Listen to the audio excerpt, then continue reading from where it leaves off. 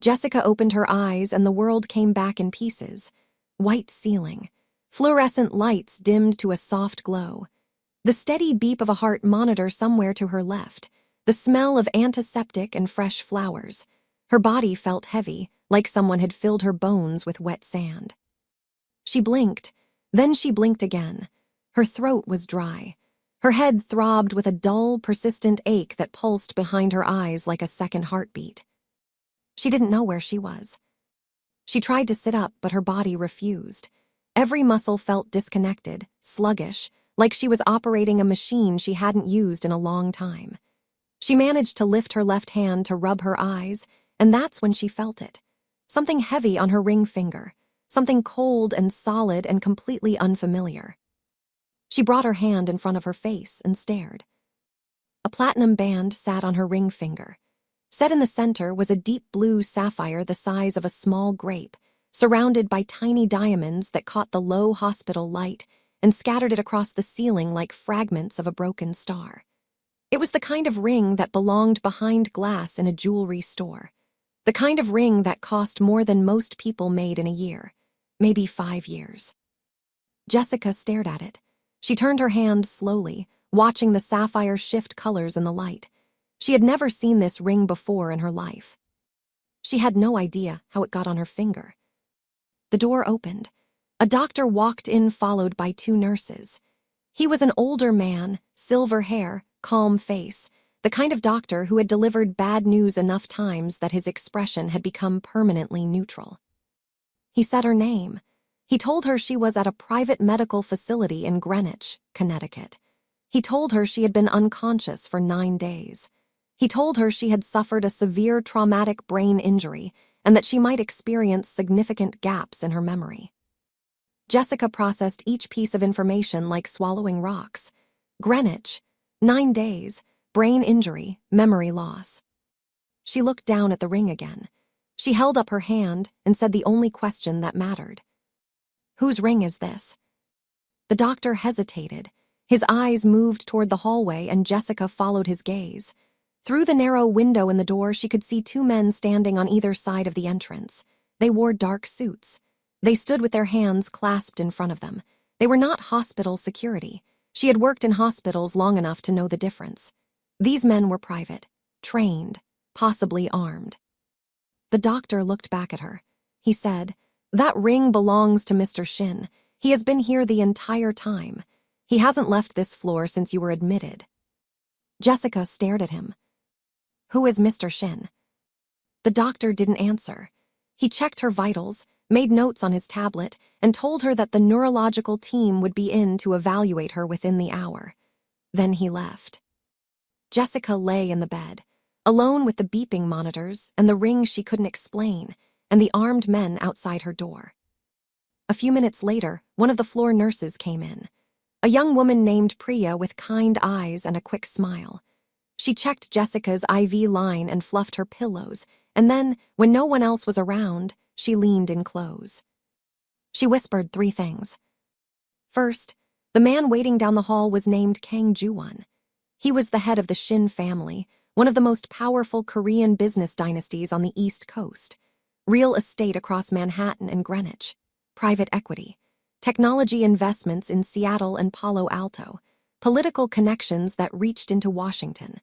The kind of family that had buildings named after them and senators who returned their phone calls. Second, Ju-won had carried Jessica into this hospital himself. His white dress shirt was soaked in her blood. He refused to let the paramedics take her from his arms until the surgical team physically intervened. He told the chief of surgery, word for word, that if Jessica did not survive, he would personally dismantle this hospital brick by brick. Third, in the 9 days since Jessica had been unconscious, Ju-won had not gone home, had not changed his clothes until a staff member brought him fresh ones, had not spoken to anyone other than the medical team. He sat in a chair at the end of the hallway. He didn't eat unless someone put food directly in front of him, and even then, he barely touched it. Priya straightened up. She gave Jessica a look that was somewhere between sympathy and awe. Then she left. Jessica lay there. Her heart was beating faster now, not from recognition, Not from love or warmth or some deep emotional response to a man she apparently knew. She felt none of those things. She felt fear, pure and simple, because she could not remember a single moment of her life that included Kang Ju-won, and yet everything around her screamed that this man would set the world on fire for her. She looked at the ring one more time. She whispered to the empty room. "What happened to me?" The door opened again. A man stepped in. He was tall, 6'1", maybe 6'2", Korean, sharp jawline, dark eyes, the kind of face that was handsome in a severe way, all clean lines and hard angles. But right now that face looked like it had been carved from exhaustion. Dark circles under his eyes, a jaw that was clenched so tight the muscles in his neck were visible. He was wearing a wrinkled white dress shirt with the sleeves rolled to his elbows. His hair was pushed back, messy, like he'd been running his hands through it for days. He stopped in the doorway. He looked at her, and something moved across his face that Jessica could only describe as a fracture. Relief and pain hitting at the same time, cracking him down the middle. He said her name, just her name, nothing else. "Jessica." She searched. She dug through every corner of her mind, looking for something.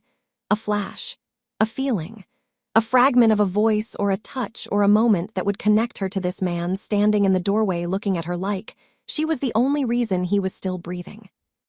There was nothing, absolutely nothing. She said, "I don't know who you are." Ju-won didn't move. His jaw tightened further, which shouldn't have been possible. His eyes went glassy. He nodded once, a small, tight nod. "I know," he said quietly. "They told me." He walked to the chair beside her bed and sat down. He didn't reach for her hand. He didn't try to touch her. He didn't crowd her space. He just sat, close enough that she could see his hands resting on his knees. They were shaking. He said, "I promised you I would protect you, and I failed." Jessica looked at the ring. She looked at him. She looked at the tremor in his hands and the rawness in his eyes and the 9 days of sleepless devotion written across every line of his face. She said, "Protect me from what?" Ju-won met her eyes, and for the first time since he walked in, his expression shifted. The grief didn't leave, but something harder moved in beside it, something cold and focused and dangerous. He said, "From the person who did this to you." "Now let me ask you something. If you woke up in a hospital bed with no memory, a ring worth a fortune on your finger, and armed guards outside your door, would you trust the man sitting next to you or would you run? Please let me see your answer in the comment. Now let's continue. Over the next several days, Jessica underwent a series of neurological evaluations, brain scans, cognitive tests, memory assessments that felt like someone was shining a flashlight into the darkest rooms of her mind and finding them completely empty. The diagnosis was retrograde amnesia. She had lost approximately 8 months of memory. Everything before that remained intact. She remembered growing up in Memphis, Tennessee. She remembered her mother, Patricia, working double shifts at a hotel to keep the lights on. She remembered her younger brother, Terrell, being diagnosed with a congenital heart condition at age 14. She remembered deciding to become a nurse because she spent so much time in hospitals with Terrell that the white walls and antiseptic smell started to feel like home. She remembered graduating from Arizona State University. She remembered moving to Scottsdale and taking a position at a medical center there. She remembered working double shifts to cover Terrell's medical bills because insurance only went so far. She remembered driving a 10-year-old Honda Civic that made a concerning rattling sound every time she turned left. All of that was there, clear as daylight. But the last 8 months were gone, erased, like someone had taken a blade and cut a perfect rectangle out of the canvas of her life. And apparently, those 8 months contained everything that mattered right now. Meeting Ju-won, falling in love with him, getting engaged to him, and whatever had happened that put her in this hospital bed with stitches in her scalp and a ring on her finger. Jessica was terrified, not of Ju-won specifically. She was terrified of the gap, the void. 8 months of decisions made by a version of herself she couldn't access. A woman who had apparently looked at this powerful, intense, overwhelming man and said yes. Jessica couldn't feel that yes anymore. She couldn't feel anything when she looked at him except confusion and the faint hum of something she couldn't name, an echo of an emotion that had no memory attached to it. Ju-won did not push. He did not try to trigger her memories. He did not overwhelm her with affection or declarations or stories about their relationship. The doctors had told him that pressure could worsen the amnesia, and Ju-won treated that instruction like a military order. He kept his distance. He sat across the room instead of beside her bed. He answered only the questions she asked. He called her Jessica, never any nickname, in a voice that was measured and careful and controlled. He was treating her like a stranger because that's what she told him she was.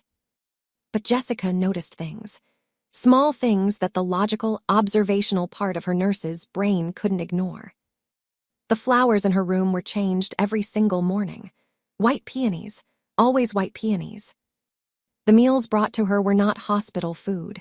They came from restaurants, specific dishes, shrimp and grits, peach cobbler, lemon water with exactly 2 slices of lemon, not 1, not 3, 2. Whoever ordered these meals knew her preferences down to the smallest detail. She asked Priya one morning, "Did he memorize my food orders?" Priya looked at her like the answer should have been obvious. She said, "Girl, that man memorized your everything." On the 5th day, Jessica told Ju-won she needed evidence. She couldn't just accept his word for their relationship. She needed to see it. She needed proof that the last 8 months were real. Ju-won nodded. He left the room without argument. The next morning, he returned with a tablet. On it were photographs, hundreds of them. Jessica and Ju-won on a rooftop in Manhattan. She was laughing, her head thrown back, her natural curls catching the wind. He was looking at her, not at the camera, not at the skyline, at her, like she was the only thing in the city worth seeing. Jessica and Ju-won at a farmer's market in Beverly Hills. She was holding a bag of peaches and making an exaggerated, disgusted face at something. He was smiling, actually smiling. The kind of smile that looked like it didn't belong on his face because it was too soft, too unguarded, too human for a man whose default expression was carved from granite. Jessica and Ju-won sitting on the floor of what looked like a massive penthouse, eating takeout from paper containers, her legs draped casually across his lap while they watched something on a laptop screen. They looked like any normal couple on a Thursday night. Comfortable, easy, real. Jessica sitting on a kitchen counter while Ju-won cooked. He was wearing a plain black t-shirt, no suit, no watch, no armor. Just him. He looked younger in that photo. Lighter.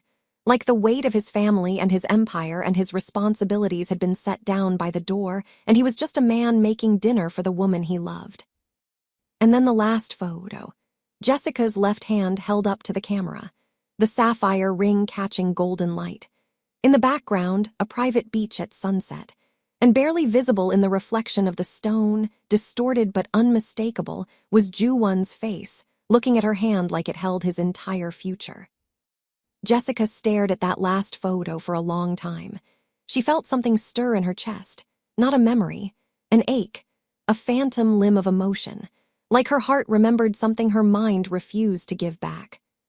She closed the tablet. She handed it back to him. She said, "I believe you, but I still don't remember you." Ju-won took the tablet. His expression didn't change, but his voice did. It dropped to something barely above a whisper. He said, "Then I'll wait." Later that day, Jessica called her brother Terrell. He picked up on the first ring. He'd been calling the hospital every single day, sometimes twice. Terrell confirmed everything. He told Jessica that Ju-won had personally arranged for him to see a cardiac specialist at the Cleveland Clinic, one of the top heart programs in the entire country. Ju-won paid for the full evaluation out of pocket. He set up a trust fund to cover Terrell's ongoing treatment. He flew to Memphis for Thanksgiving, sat in their mother's kitchen, ate Patricia's sweet potato pie without complaint, even though it was clear he'd never had it before, and asked for her blessing before proposing to Jessica. Terrell said, "Jess, that man loves you stupid, like the embarrassing kind of love, like the kind of love they make movies about and you think it's fake but it's actually real. He's the real deal." Jessica hung up.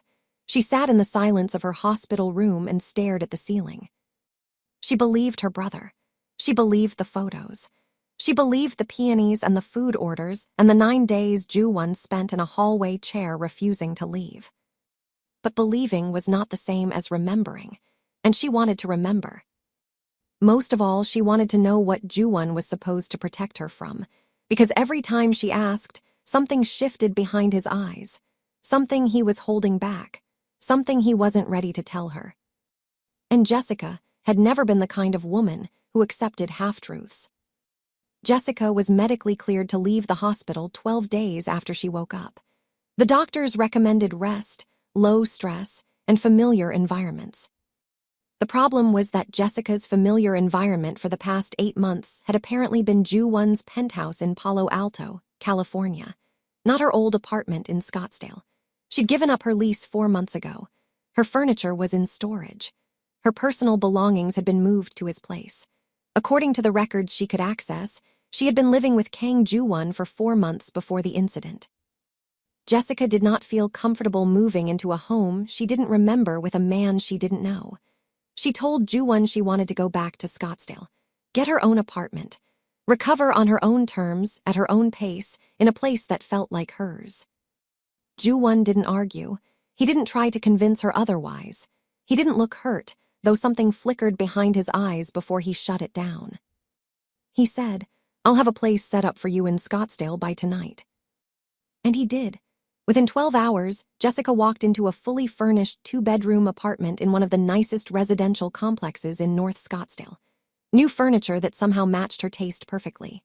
A full kitchen stocked with her favorite foods. Her nursing textbooks lined up on a bookshelf. Her clothes, all of them, organized in the closet by type and color. A framed photo of her and Terrell at his college graduation sitting on the nightstand beside the bed. She noticed one thing immediately. There were no photos of Ju-won anywhere in the apartment, not a single one.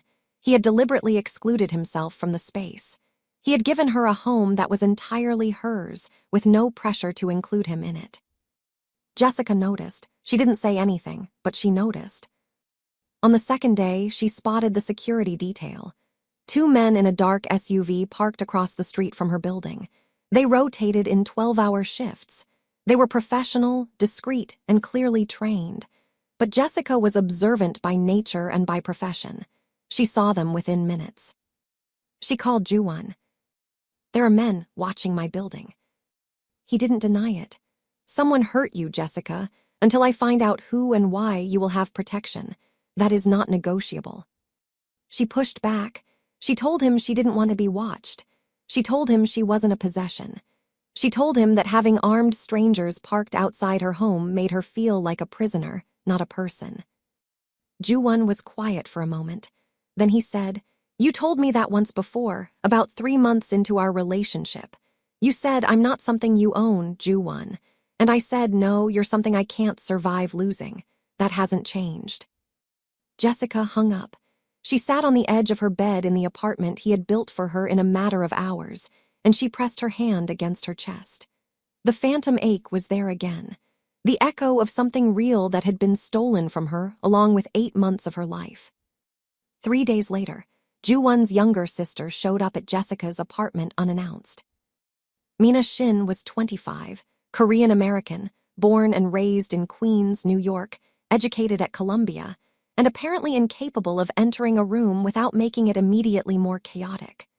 She was sharp-tongued and fashionably loud, wearing oversized sunglasses and carrying 2 large bags of food. She walked in like she'd been there 100 times before. According to her, she had. "You and I are best friends," Mina announced, setting the food on the kitchen counter. "You don't remember that, which is honestly insulting, but I'm going to forgive you because you have brain damage and because I brought Korean fried chicken and tteokbokki from that place in Koreatown that you love." Jessica didn't remember loving any place in Koreatown, but the food smelled incredible, so she sat down and listened. Mina filled in gaps. She told Jessica how she and Ju-won met. It was at a fundraiser for children's health care in San Francisco. Jessica was there representing her hospital. Ju-won was a major donor.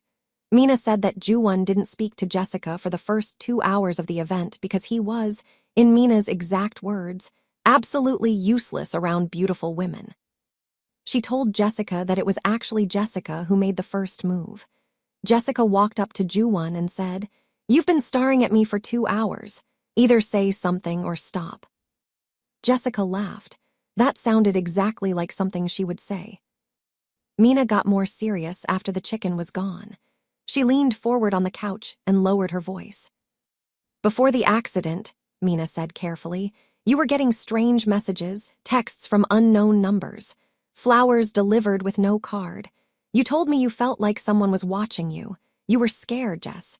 You told me and I told Ju-won." Jessica's smile disappeared.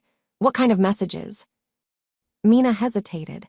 She looked like she was calculating how much to reveal. Then she said, "You should ask Ju-won. He won't tell me everything." "I know." Mina's voice was quiet now. "He won't tell you because last time you found out certain things, you almost left him. And he's terrified that this time, without the memory of loving him, you'll leave for good." Jessica stared at Mina. She saw the conflict on the younger woman's face. Mina wanted to tell her everything, but her loyalty to her brother held her back. That night, after Mina left, Jessica sat alone in her apartment. She was trapped between two forces pulling in opposite directions. On one side, a man who obviously loved her but was hiding something critical about what had happened to her. On the other, a black hole in her memory that held answers nobody would give her. Jessica made a decision.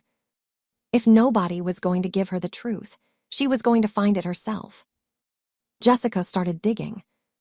She went through her phone first. Most of the data had been wiped, which was suspicious in itself. Her cloud backup was incomplete, but she found fragments. A few texts to Terrell that referenced events she couldn't place. Some photos posted to a private Instagram account she didn't remember creating. And buried in a folder of voice memos, she found one dated approximately 3 weeks before her hospitalization. She pressed play. Her own voice came through the speaker, quiet, shaky, scared. "Something is wrong. Someone was in the parking garage. I didn't see their face. I told Ju-won, but he thinks it's connected to." The recording cut off. Mid-sentence, whatever she had been about to say was gone. Jessica played it again, and again. She listened to the fear in her own voice, a voice she recognized but a fear she couldn't place. She was listening to a ghost, a version of herself that had existed 3 weeks before everything went dark. She kept searching. In her deleted text messages, she found a name she didn't recognize, Vivienne Park. She Googled it. Vivienne Park, 31 years old, Korean American, Harvard Law graduate, associate at a prestigious firm in New York, daughter of Congressman Richard Park, one of the most influential Korean American politicians in the country. And according to a society blog Jessica found after 20 minutes of searching, Vivienne Park was publicly expected to marry Kang Ju-won. For years, their families had an informal understanding. The Parks and the Shins moved in the same circles, attended the same events, appeared in the same photographs at political fundraisers and cultural galas. The last public photo of Ju-won and Vivienne together was dated 11 months ago, roughly 3 months before Ju-won supposedly met Jessica. Jessica sat in her living room, staring at her laptop screen, looking at a photo of Ju-won and Vivienne standing side by side at some event in Manhattan. Vivienne was beautiful, elegant, polished. She looked like she belonged in Ju-won's world in a way that Jessica, a nurse from Scottsdale who drove a rattling Honda Civic and ate cereal for dinner 3 nights a week, never would. She didn't feel jealousy. She couldn't be jealous of a relationship she didn't remember existing alongside. What she felt was colder than jealousy. It was the slow, creeping realization that she had walked into a world that already had a plan, and her presence had disrupted that plan entirely. The next morning, she received a text from an unknown number. "I heard about your accident. I'm glad you're recovering. If you ever want to talk about anything, I'm here. We met before, though you may not remember. Vivienne." Jessica read the message 3 times. She didn't respond, but she saved the number. That evening, Ju-won called. He was in Palo Alto, managing his business operations remotely while trying to give her the space she'd asked for. He asked how she was feeling. She said fine. He asked if she needed anything. She said no. Then she said, "Who is Vivienne Park?" The silence on the other end was loud enough to fill the room. When Ju-won spoke again, his voice had changed. "Where did you hear that name?" "Does it matter?" Another silence.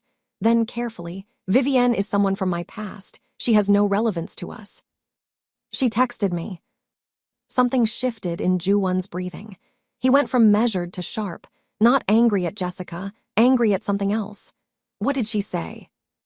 Jessica told him. Ju-won told her not to respond. He told her to trust him. He said he would handle it. Jessica gripped her phone tighter. She said, "You keep telling me to trust you, but trust is built on information, Ju-won, and you're not giving me any." He didn't have an answer for that. She hung up first. Against Ju-won's explicit request, Jessica agreed to meet Vivienne Park. They met at a high-end cafe in Old Town Scottsdale. Vivienne had flown in from New York specifically for this meeting, which should have been Jessica's first red flag.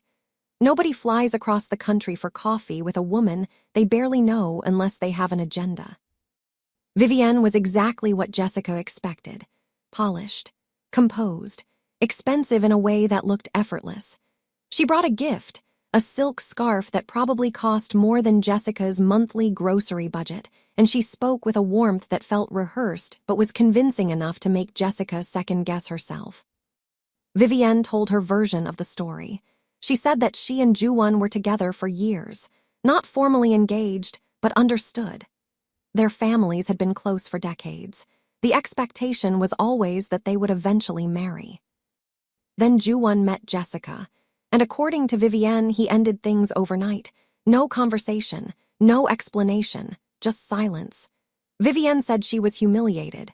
Her family was humiliated. Her father, the congressman, took it as a personal insult. Vivienne said she didn't blame Jessica. She said she blamed Ju-won for how he handled it. She said the two families had been at war ever since, quietly, in boardrooms and at political dinners. Then Vivienne said something that made Jessica's blood go cold. "I tried to warn you, before the accident. I sent you a message. I told you that being with Ju-won comes with a cost, and I told you that not everyone in his world accepted you." Jessica kept her face neutral. Years of nursing had taught her how to control her expressions in high-pressure situations. She said, "What do you mean, not everyone accepted me?" Vivienne leaned forward slightly. Her eyes were steady. Her voice dropped half a register. "Jessica, do you know who was driving the car that hit you?" Everything stopped. Jessica didn't know she had been hit by a car. Nobody had told her. Not the doctors, not Ju-won, not Mina. She had been told she suffered a traumatic brain injury. She assumed it was a fall, an accident, something random and unfortunate. She had been hit by a car. Vivienne watched Jessica's face with an expression that might have been sympathy, but looked more like satisfaction. She said, "You didn't know." She sat back. She said, "Maybe you should ask Ju-won why he didn't tell you that." Jessica left the cafe. She walked to her car. She sat in the driver's seat and gripped the steering wheel until her knuckles ached. Her hands were shaking. Her vision was blurring. She pulled out her phone and called Ju-won. He picked up on the first ring like he always did. She said one sentence, "I was hit by a car." Silence, then very carefully, "Who told you?" Jessica nearly lost it. "That's your response, not 'I'm sorry I didn't tell you,' not 'let me explain.' Your first reaction is to find out who talked." "Jessica, please listen to me." She hung up. 4 hours later, Ju-won was at her door. Private jet from Palo Alto. He didn't call ahead, didn't text, he just showed up. She opened the door. She had been crying, not from sadness, from fury. From the suffocating feeling of being managed and handled and protected from the truth by people who thought they knew what was best for her. Ju-won stood in her doorway. He looked wrecked. His tie was loose, his hair disheveled, his eyes red-rimmed. He said, "Can I come in?" She let him in. She sat on one end of the couch. He sat on the other. The space between them felt like an ocean. Ju-won told her the truth, part of it. 6 weeks before the incident, Jessica was in San Francisco. She was leaving the hospital where she had been consulting on a pediatric case. It was evening. She was crossing a street in a marked crosswalk. A black SUV ran the light at high speed and struck her. It didn't stop. Surveillance cameras captured the vehicle, but the plates were fake. Ju-won got the call from the hospital while he was in New York. He chartered a flight immediately. By the time he landed, Jessica was in emergency surgery. The surgeons told him she might not wake up. He said he sat in that hallway in Greenwich for 9 days and made a deal with God. If she woke up, he would never let anything touch her again. If she woke up, he would spend the rest of his life keeping that promise. She woke up, and she didn't know his name. Jessica listened to all of it. Then she asked the question, "Do you know who was driving?" Ju-won's jaw tightened. "I have suspicions, I don't have proof yet." "Does it have anything to do with Vivienne?" He met her eyes. The look on his face was not guilt. It was rage held on a leash. He said, "Vivienne is not who she presented herself to be today." Jessica said, "Then who is she?" Ju-won said, "Someone who has spent the last year trying to destroy everything I care about. And right now, Jessica, the thing I care about most is sitting on this couch asking me questions I should have answered weeks ago." Jessica felt the tears threatening again. She pushed them down. She said, "If you want me to stay, if you want even a chance of me remembering what we had, you have to stop hiding things from me. All of it. Everything. I need to know." He nodded slowly. "Okay." She said, "Starting with who wants me dead." Ju-won stayed in Scottsdale. He booked a suite at a hotel nearby and came to Jessica's apartment every morning. They sat on her couch, they drank coffee, and he told her everything. The Shin family controlled a business empire valued at several $billion. Real estate holdings across Manhattan, Palo Alto, and Aspen, Colorado. A private equity fund headquartered in Greenwich. Technology investments in Seattle. Ju-won's father, Shin Di-hyun, had built the empire from a single commercial property in Queens 30 years ago. A self-made man who started with nothing and ended up with everything. 3 years ago, Di-hyun suffered a stroke. He survived but could no longer run the business. Ju-won stepped in. At 29, he became the youngest head of the Shin family in its history. Ju-won had spent his entire tenure cleaning house. He severed old relationships that made him uncomfortable. He cut ties with associates who operated in ethical gray areas. He restructured the business to be fully transparent, fully above board, fully legitimate. It was not a popular process. It made him powerful allies in the business community and vicious enemies among the people he cut loose. The most vicious enemy of all was Congressman Richard Park, Vivienne's father. Richard Park and Shin Di-hyun had been close for decades. They invested together. They supported each other politically. The informal arrangement between Ju-won and Vivienne was part of a larger strategic alliance between the two families. Marriage wasn't just about love in their world. It was about consolidation, power merging with power. When Ju-won met Jessica and ended things with Vivienne, Richard Park didn't just see a broken relationship. He saw a broken alliance. He saw a personal insult. He saw a Korean man from a powerful family choosing a black woman with no political connections, no family wealth, and no social standing over his own daughter. Richard Park began retaliating. He pulled investments from Shin-connected funds.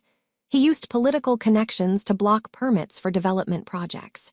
He whispered to other Korean-American business leaders, painting Ju-won as reckless, disloyal, and out of control. The business warfare was manageable. Ju-won had dealt with worse. What wasn't manageable was what happened next. 3 months before the hit-and-run, Jessica started receiving anonymous messages. Texts from unknown numbers that said things like, "You don't belong here, and walk away while you still can." Flowers delivered with no card. A photograph of Jessica and Ju-won at dinner, taken from across the street with a telephoto lens, slipped under her apartment door. Jessica told Ju-won. He immediately hired a private security team and brought in a former FBI investigator named Cole Whitaker to trace the source of the harassment. Cole was good at his job. He tracked the messages to a series of burner phones. One of the phones was purchased with cash in Manhattan. Cole pulled surveillance footage from the store and identified the buyer, a man he didn't recognize. But that same man was captured on camera 2 days later entering the Park family's office building in Midtown Manhattan. Before Cole could confirm the connection definitively, the black SUV hit Jessica in San Francisco. Jessica absorbed all of this over the course of 2 days. She didn't cry. She didn't shout. She sat very still and let the information settle into her bones. Then she said, "So you believe Vivienne's father ordered someone to try to kill me?" Ju-won said, "I believe someone in his orbit arranged it. Whether Richard Park gave the direct order, whether Vivienne was involved, whether it was someone acting independently on their behalf, I don't know yet. But the trail leads to them." Jessica said, "And the woman who sat across from me yesterday and pretended to be my friend might have been behind the car that nearly killed me." "Yes." Jessica stood up. She walked to the window and looked out at the Scottsdale skyline. Desert light, palm trees, expensive cars in neat parking spaces, a world that looked clean and safe and rational. She turned around. She said, "I want to help you find who did this." Ju-won said, "Absolutely not. Someone tried to erase me. They took 8 months of my life. They took my memories of you. They took the version of me that was happy. And you want me to sit here and wait. I want you to be safe. I want to be involved." They stared at each other across the room, 2 stubborn people locked in a standoff. Then Ju-won said something quiet, almost to himself. He said, "There she is." Jessica frowned. "There who is?" He almost smiled. It was the ghost of a smile there and gone. "The woman I fell in love with." Jessica and Ju-won developed a plan together. Not revenge. Exposure. The objective was to gather enough evidence to prove who arranged the hit and run and turn it over to federal authorities. Cole Whitaker had been building a case for weeks, but there were gaps. The critical gap was a direct, provable link between the driver of the SUV and someone in the Park family's inner circle. Without that link, everything they had was circumstantial. Jessica proposed something that made Ju-won physically recoil. She wanted to get close to Vivienne again. "She already reached out to me," Jessica said. "She thinks I'm vulnerable and confused and disconnected from you. She thinks she can manipulate me. Let her try." Ju-won said no. He said it was too dangerous. He said he would not use Jessica as bait. Jessica said, "You're not using me, I'm volunteering." Mina, who had been listening from the kitchen where she was pretending to make tea, said, "She's smarter than both of us, and you know it." Ju-won looked between his sister and the woman he loved, 2 women who were apparently determined to give him a heart attack. He agreed on one condition. Jessica would never be alone with Vivienne without security within immediate reach. Jessica texted Vivienne. She crafted each message carefully. She told Vivienne she'd had a terrible fight with Ju-won. She said she felt lost and scared and didn't know who to trust. She said she was starting to think that being with Ju-won was a mistake. Vivienne responded within minutes, too quickly, too eagerly. She invited Jessica to New York to stay at her apartment on the Upper East Side of Manhattan. She said she'd take care of everything. She said Jessica deserved someone who would be honest with her. Jessica accepted. She flew to New York 3 days later. She checked in with Ju-won every 2 hours. She wore a small tracking device disguised as a simple bracelet. Ju-won's security team had operatives positioned within 2 blocks of Vivienne's building at all times. Vivienne was a perfect host. She took Jessica shopping in Soho. They ate at a trendy restaurant in the West Village. They walked through Central Park. Vivienne was charming and attentive and warm, and she asked all the right questions and said all the right things. She was good. Jessica had to give her that. But on the second night, Vivienne opened a bottle of wine, then a second bottle, and somewhere between the second glass and the fourth, the mask started to slip. Vivienne began talking about Ju-won.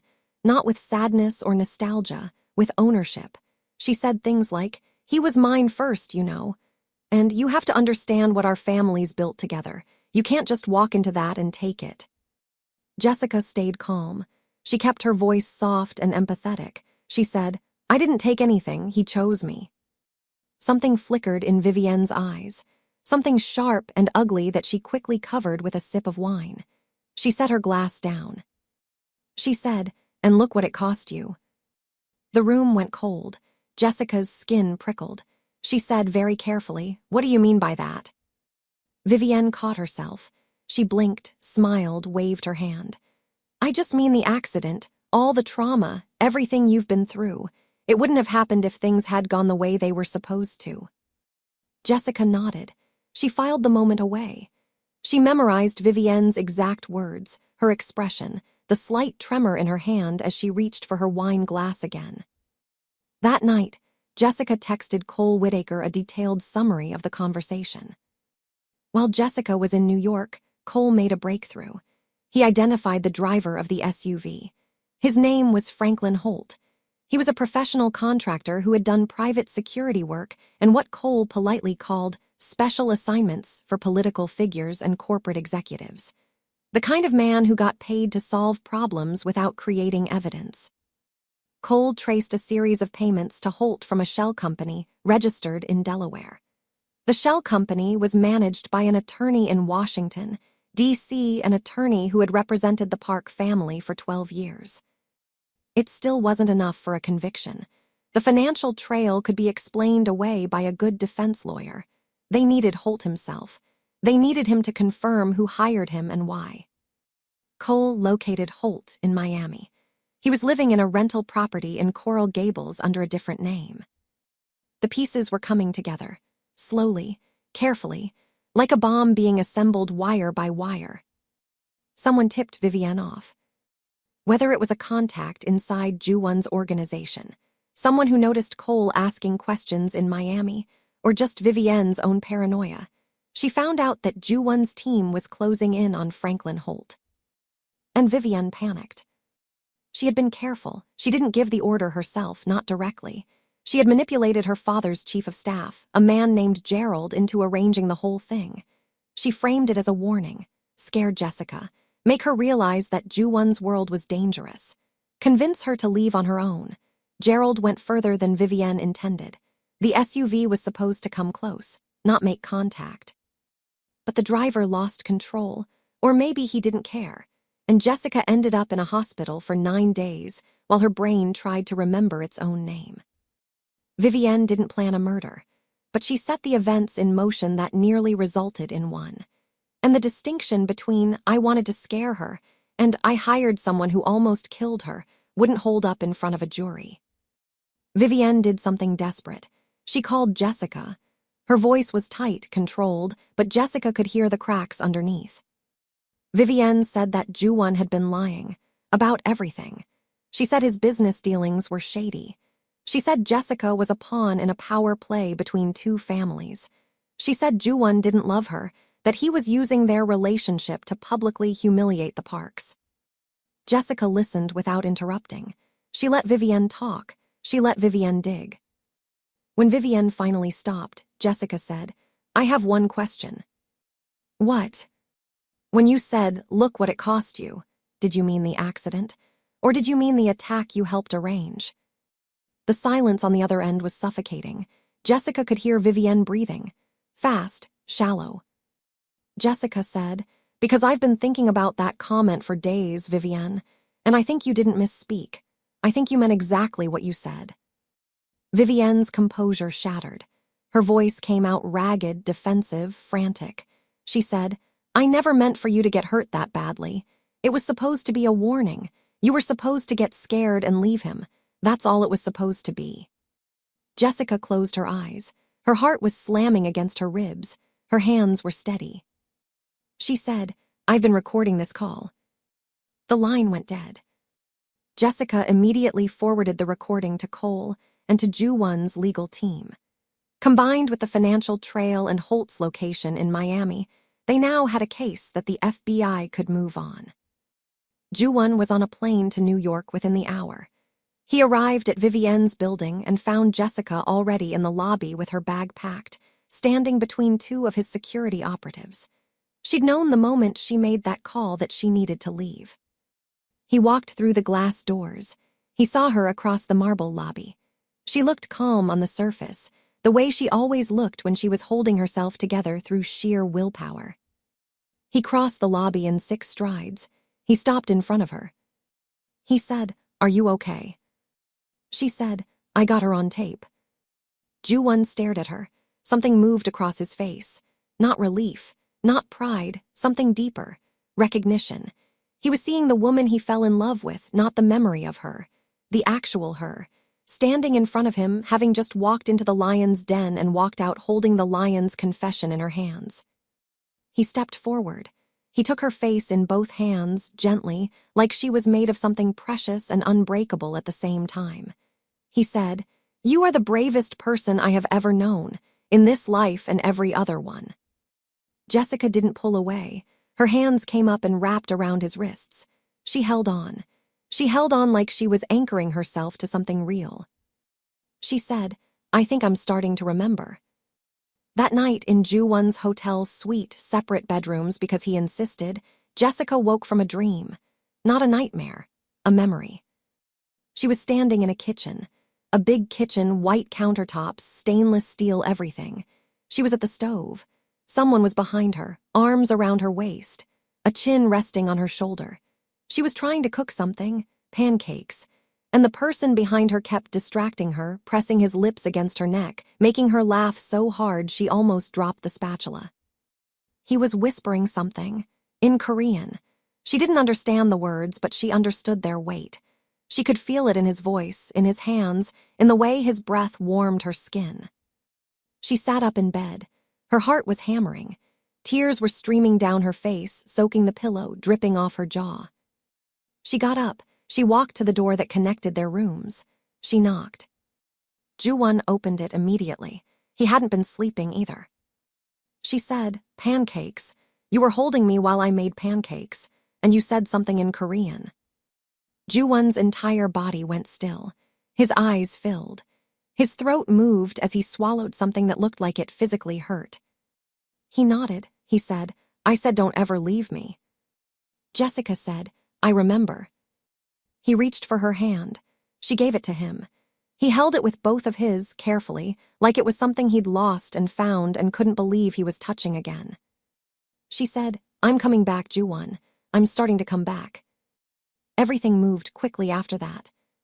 Cole Whitaker and Ju-won's legal team delivered the complete evidence package to the FBI. The financial records tracing payments from a park-connected shell company to Franklin Holt. The phone recording of Vivienne's partial confession. Holt's location in Miami. Within 10 days, Franklin Holt was arrested at his rental property in Coral Gables. He cooperated immediately. In exchange for a reduced sentence, he provided a full account of who hired him, how the arrangement was made, and what the original instructions were. He confirmed that Gerald, Congressman Park's chief of staff, contracted him through the shell company. He confirmed the target was Jessica. He confirmed the stated intent was intimidation, not fatality, but admitted that the execution went wrong. Gerald was arrested in Washington, D.C. 2 days later. He was the dominoes that knocked everything else over. Facing federal charges and the realistic possibility of decades in prison, Gerald turned on Vivienne. He provided text messages, phone records, and a recorded voicemail in which Vivienne specifically instructed him to handle the situation with Jessica and make sure she understood the consequences of staying. Vivienne Park was indicted on charges of conspiracy. Her attorneys filed every motion imaginable. They argued entrapment. They argued inadmissible evidence. They argued that their client was a Harvard-educated attorney from a prominent family who would never do such a thing. None of it held. The evidence was overwhelming. Congressman Richard Park held a press conference. He stood behind a podium with an American flag on one side and his campaign banner on the other, and he publicly stated that he had no knowledge of his daughter's actions and condemned them in the strongest possible terms. Whether anyone believed him was another matter entirely. 3 major donors pulled their support within 48 hours. An ethics investigation was opened by the House committee. Political commentators spent the next week debating whether his career could survive. Jessica watched the coverage from Ju-won's penthouse in Palo Alto.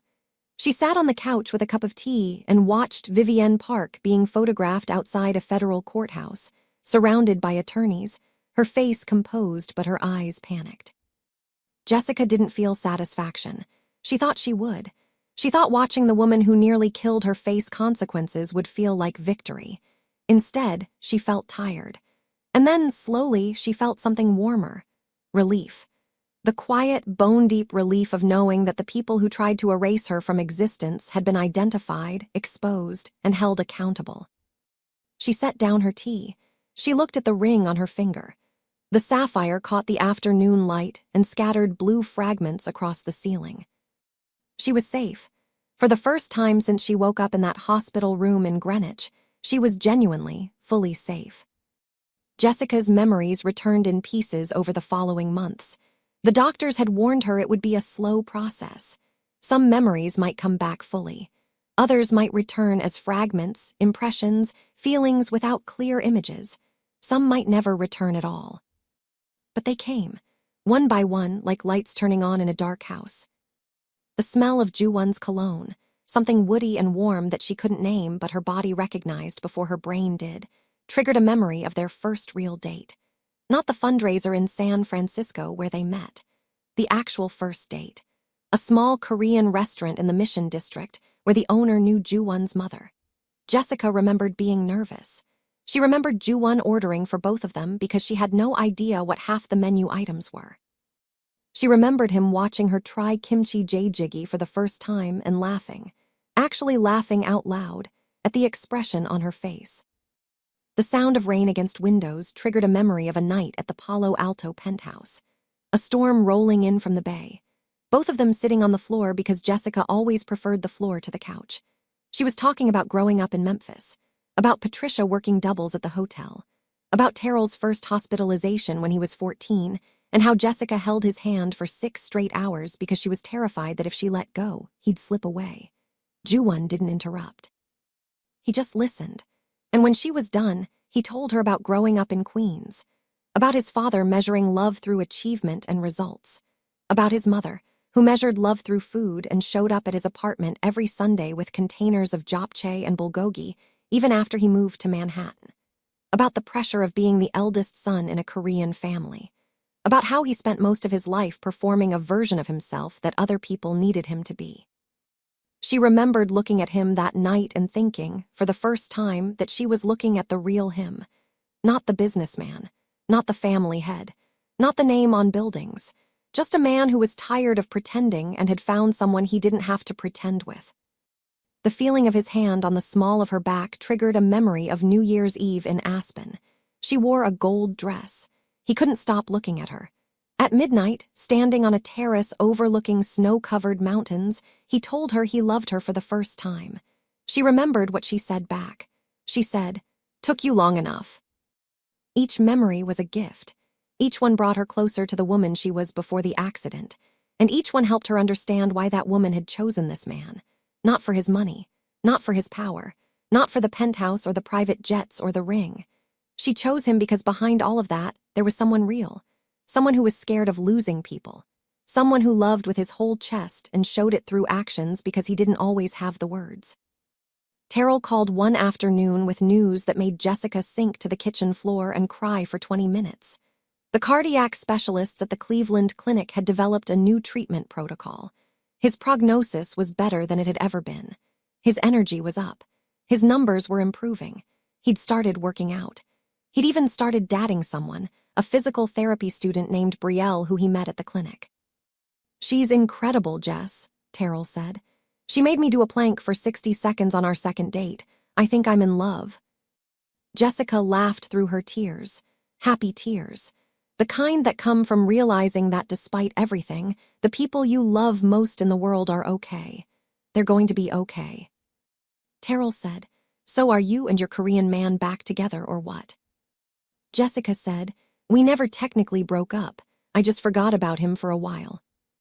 That's the most dramatic thing you've ever said, and you once cried during a dog food commercial. It was a really sad commercial. It was a golden retriever eating kibble. He looked lonely. They both laughed. It felt normal. It felt like before, like the world had been shaken apart and was slowly, carefully putting itself back together. A few weeks later, Jessica told Ju-won she was ready. They were at the penthouse. She was in the kitchen making tea.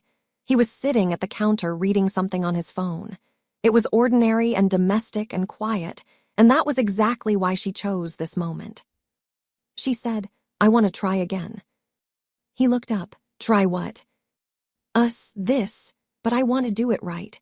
I'm not picking up where we left off because I can't. I don't have all the memories yet. I might never have all of them. You might be in love with a version of me that doesn't fully exist anymore." Ju-won set his phone down. He gave her his full attention, the way he always did, like nothing else in the world existed when she was speaking.